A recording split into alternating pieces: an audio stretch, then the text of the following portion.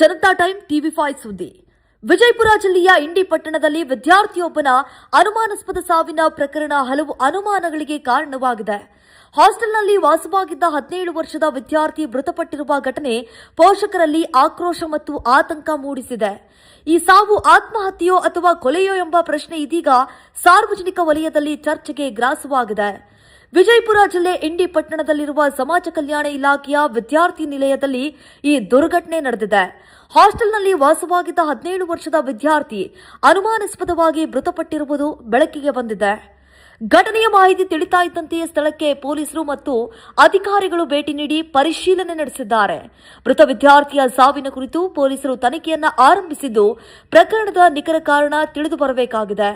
ಇನ್ನೊಂದೆಡೆ ವಿದ್ಯಾರ್ಥಿಯ ಪೋಷಕರು ಈ ಸಾವಿನ ಬಗ್ಗೆ ಗಂಭೀರ ಅನುಮಾನವನ್ನು ವ್ಯಕ್ತಪಡಿಸಿದ್ದಾರೆ.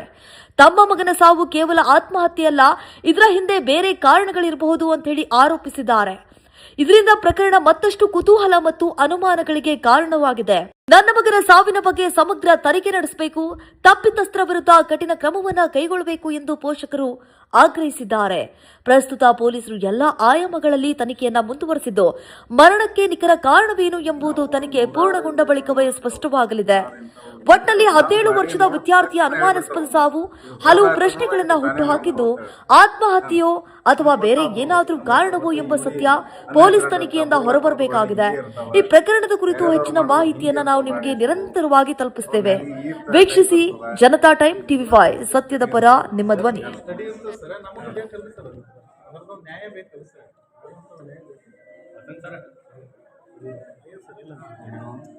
ಆಯ್ತು, ನೀವು ಏನು ಕೊಡ್ತಾರೆ ನಾವು ಏನು ಕೊಡ್ತಾರೆ, ನಾವು ಏನು ಕೊಟ್ರೆ ತಗೋತಾವ. ನಮ್ದೇನಿಲ್ಲ, ನಮ್ಮ ಇನ್ವೆಸ್ಟಿಗೇಷನ್ ಹೆಂಗೆ ಹೋಗ್ತೋ ಅದ್ರ ಮುಂದೆ ನಮ್ಮ ಇನ್ವೆಸ್ಟಿಗೇಷನ್ ಇರ್ತದೆ. ನೀವು ಮಾಡ್ರೆ ಕೊಟ್ರೆ ಮಾಡ್ರೆ ತಗೋತಾವ. ನಾವು ಆರೋಗ್ಯ ಯಾರಿಗೆ ಬಿಟ್ಟು ಮಾಡೋದು ಇನ್ವೆಸ್ಟಿಗೇಷನ್ ಇರ್ತದೆ, ಮುಂದೆ ಇನ್ವೆಸ್ಟಿಗೇಷನ್ ಇರ್ತದೆ.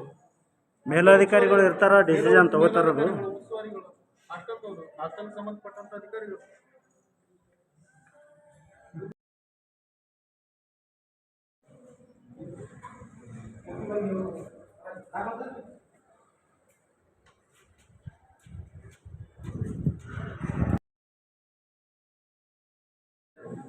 ಅದನ್ನೇ ಈಗ ಅವರಿಗೆ ಸ್ವಿಚ್ ಆಫ್ ಬರ್ತಾಯಿದೆ, ಅವ್ರು ತೆಗಿಸ್ಬಿಟ್ಟು ಅವರಿಗೆ ಮ್ಯಾನೇಜರ್ ಬರ್ತಾ ಇದ್ದಾರೆ, ಅದ್ರ ಬಗ್ಗೆ ವಿಚಾರಣೆ ಮಾಡ್ತಾರೆ.